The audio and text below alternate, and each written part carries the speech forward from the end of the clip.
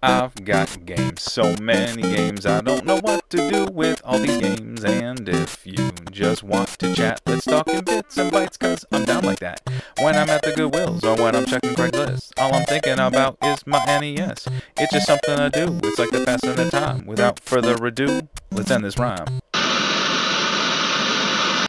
Hey everybody, it's me, Justin, aka Goodwill Hunter, and I'm back from vacation actually. Well, technically not vacation, but it was for one of my really good best friends. He got married, so obviously I was in the wedding party, so I had to go back up to Connecticut and spend a couple days up there. But as all collectors of any system or anything in particular, really, you're always looking. So, as always, whenever I had a chance to go to my kind of local stomping ground that I used to frequent, I was always on the lookout for games. Kind of disappointed, but I still walked away with, I think, some pretty good titles.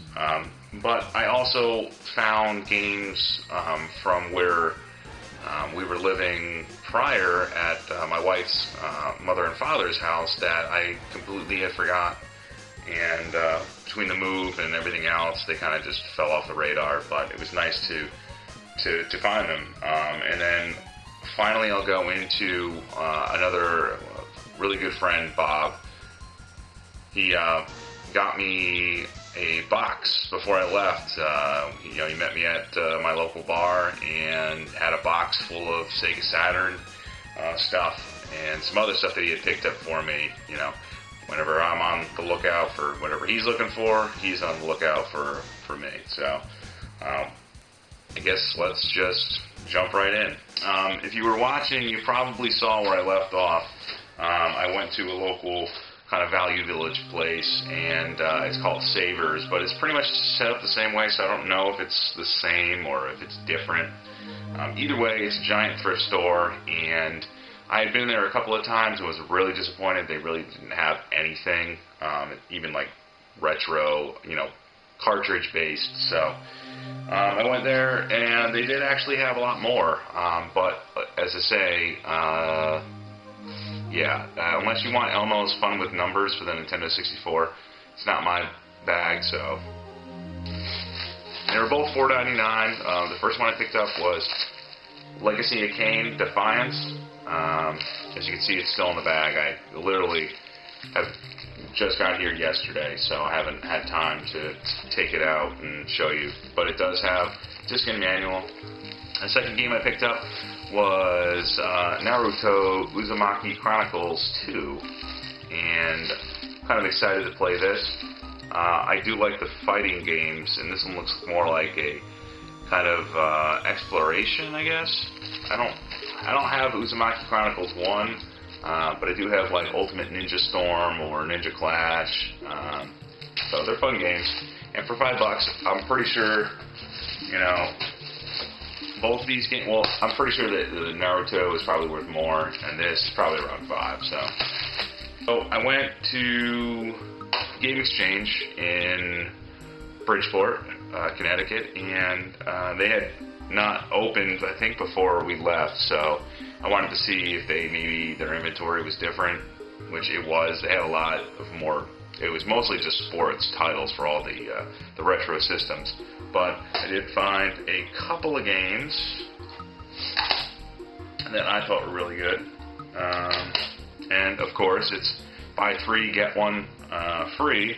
So I took them up on it. The first game I saw I had to get, and man, me and my brother played this game, and it's kind of a Final Fight ripoff, but I actually think it's pretty good.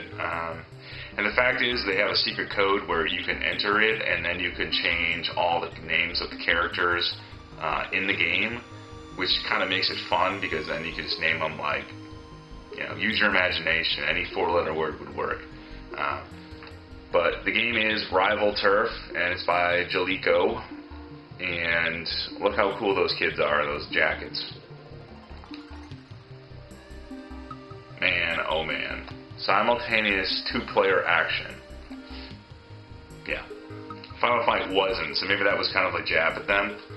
You couldn't play as Cody and Hagar. The other two games were for the Nintendo, and I got one for the DS. One of the games for the Nintendo, I don't think I have. I don't know why. Because this was one of probably the first light gun games I think I bought. I remember, I think I caught my father playing this while we were supposed to be asleep. And that game is Hogan's Alley. Awesome game. My favorite one has got to be, and I think a lot of people you will agree, is the trick shot where you have to shoot the can onto the different platforms to get points. And I think there's something like 99 levels. The second game I bought, I don't know if I ever owned any of these, but it was only $2.95. It's Track and Field 2. It's a bunch of, kind of Olympic games. I think this is the one that had, it has one of the sports they consider to be an Olympic sport is arm wrestling. I don't know if that was ever an Olympic sport. I don't think it ever was. I'm going to go out and say it right now. And then the DS game I bought, I don't own too many DS games, and it isn't because I don't know which ones are good. It's only because it's hard to find the DS games that are complete, because now I'm getting to be more of a stickler. If I'm going to buy a game for a system that I don't actively collect, then it's got to be complete. And so I found it. StarFox Command. I don't know if it reminds me. I haven't really tried it yet either.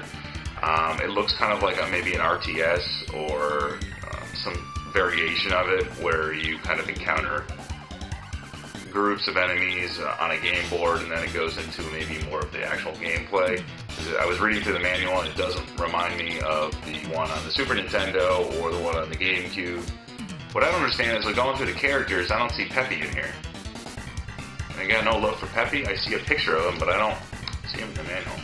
So I went up to another game exchange in Orange, Connecticut on a separate day. I wasn't really looking for myself no, I take that back. I was. You always are. But I know that one of my friends, Bob, he was looking for particular games, so kind of had a mental picture of what games he was looking for.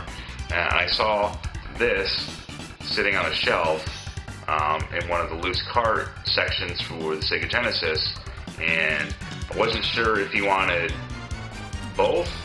I know he needed Sonic and Knuckles. Wasn't sure if he needed Sonic 3. And he only wanted like $3.95 for it, for both. $3.95. So I said, you know what? I'm going to go out on a limb and just buy both. He doesn't need the top one, he just needs the bottom one, but I know that Michael B, the Game Genie, he's been looking for Sonic 3 and he just bought one. His doesn't work, so I contacted him. I'm going to send him mine, because I had no use for it. I had the complete one. So, always looking out for everyone on YouTube. So, if you ever need anything or looking for something, PM. And I picked up, on another occasion I went there, and I picked up 3 Nintendo games. The first one I picked up, again, I just got Track and Field 2, so now I had to get Track and Field, the first one. I know it's not as good because it doesn't have as many events as the second one, but it, for $2.95. Second game I picked up was Willow. This one was sitting on a shelf. He hadn't had time to put it out, so snatched this guy up. It's a fun little game. I never played it at length, so it should be kind of fun to play through. And the last game I picked up was more uncommon game, I think, at least to me. I don't remember. I do remember, I think, playing it, and it was a really good movie, so I know movie to game adaptations really aren't that great, but I'm going to go out and hopefully, it's not made by LJN, so it's Ocean's The Untouchables. And I believe I did play it. I think it's like a top-down. I could be completely wrong. Could be a side-scroller. But I do remember playing this. So that takes care of all the stuff that I bought. Now here's the stack of games that I left. It's a mixture of PlayStation 1 and Nintendo games. We have Caesar's Palace. We have the Next Tetris, which I don't own, so it's kind of interesting. do own Q*bert, so a lot of these don't have the manuals. We have Spot Goes to Hollywood.